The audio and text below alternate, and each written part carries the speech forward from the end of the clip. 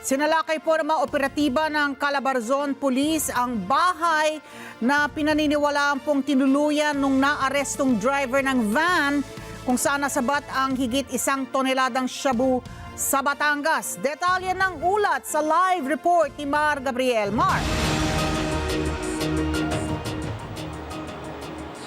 Puspusan ang pagtugis ng mga otoridad sa iba pang sospek na kasamahan nitong naaresto dyan sa Batangas. At kabilang nga sa kanila itong isang Canadian national na pinaniniwala ang konektado sa sindikato.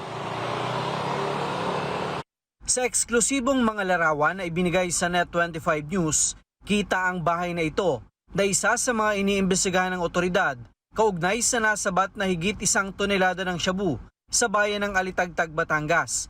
Dito sinasabing tumuloy ang naarestong driver ng van na si Ajalon Michael Zarate bago siya nahuli sa checkpoint noong Lunes. Ang bahay ay nirerentahan daw ng isang Canadian national na si alias Onak.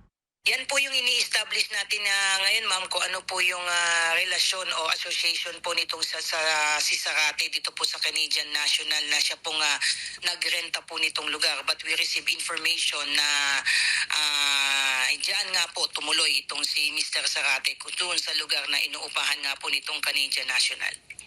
Ang nasabing bahay, malapit din kung saan na-recover ang yate na pinaniniwala ang pinagkargahan ng mga kontrabando.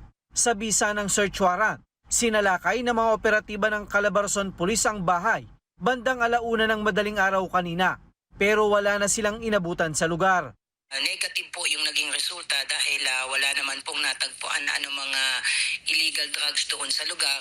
At ang naging connection po nitong raid po na ito ay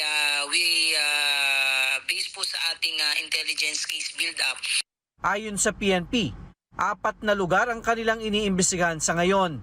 Biniberipika na rin ang ilang sasakyan na nakuha na ng CCTV na nakasabay ng van sa kalsada. Aalamin ng PNP kung kasamahan ito ng sospek.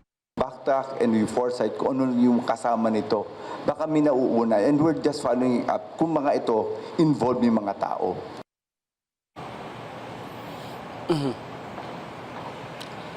Ali, ang ini-establish ngayon ng mga otoridad ay yung mga sasakyan na pinaniniwalaan na posibleng may mga karga rin na illegal na droga. Dahil ang sinasabi ng PNP, yung nahuli dyan sa Alitagtag, Batangas ay posibleng part lang ng mas malaking shipment. So kaya nga iniisa-isa nila ngayon yung mga sasakyan na nakasabay sa kalsada nitong naharang na van para nga isa-isang matukoy at maberipika, makumpirma yung mga impormasyon kung talagang may karga bang droga ang mga ito at sila ba ay konektado doon sa naarestong suspect. Ali? Mar, so lumalabas itong 1.4 tons na ito, hindi ito yung biggest drug haul, no? Tulad ng unang napabalita.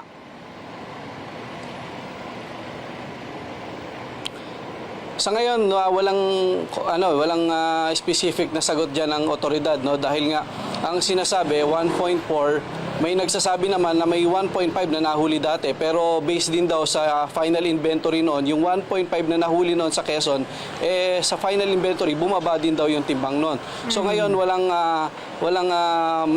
malinaw na sagot diyan ng PNP kung ito bang 1.4 na nahuli sa Alitagtag ay standing pa rin na siyang pinakamalaki nga na nahuli sa kasaysayan. Pero ang masisigurado daw nila, kung hindi man ito ang pinakamalaki, ay isa ito sa mga pinakamalaki na huli ng PNP sa kasaysayan. Oo, tanong din natin, sumailalim na ba sa purity test yung nasabat na shabu?